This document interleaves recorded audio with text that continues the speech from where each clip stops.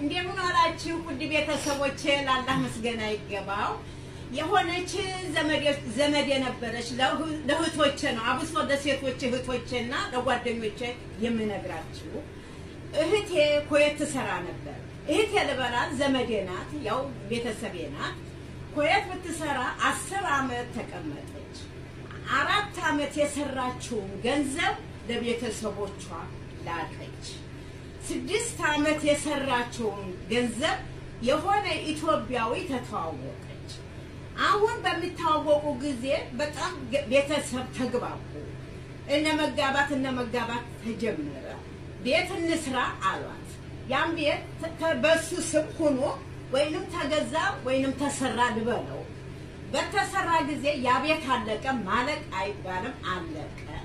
አሁን የሆነ ድህር ብሎት ተመካከሩ አንተ ተቀደም እኔ ቤት ልበል ብላ አለችው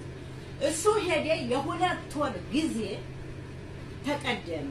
በኋላ ቤሎዋን ሁሉን አዘጋጅታ ወደ ኢትዮጵያ ገባች ስትደውልለት ስልክ አያነሳ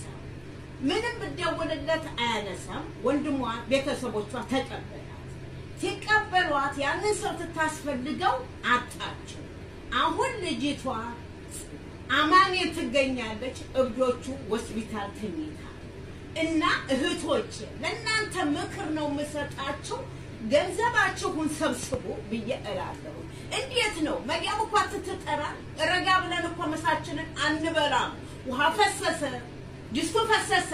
ምኑ ፈሰሰ ያለችን መሳቋ ረግተን አንበላም አብሶ አስሜን የምንሰራ ልጆች ምክር ርስጣችሁ በየ ነው ልጆች ተሆናችሁ የልጅነት እህቶችም ተሆናችሁ የእህቶነቶችን እነግራችኋለሁ ሲራቢ አጡማ ማሰላማ ወዳ